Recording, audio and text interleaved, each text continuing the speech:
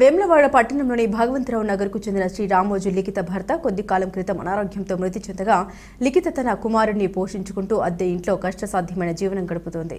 ఈ విషయాన్ని రేగుల Srikanth 98 charitable trust దృష్టికి తీసుకెళ్లగా స్పందించిన ట్రస్ట్ వారు మానవతా దృక్పథంతో ముందుకు వచ్చి లిఖితకు 10,000 రూపాయల చెక్కును అందించారు. ఈ కార్యక్రమంలో ట్రస్ట్ అధ్యక్షుడు హింగే శివం, కోశాధికారి సుమన్, ముఖ్య సలహాదారు మరియు బీజేపీ పట్టణ అధ్యక్షుడు రాపెల్లి శ్రీధర్, బీజేపీ నాయకులు సంటి మహేష్ తదితరులు పాల్గొన్నారు.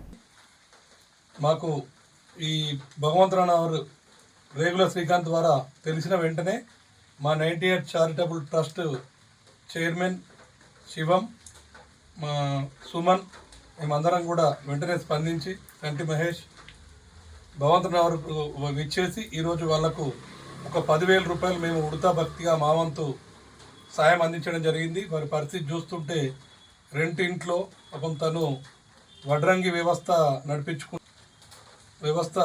జీవనోపాధి పొందిన వ్యక్తిని మాకు చేస్తుంది.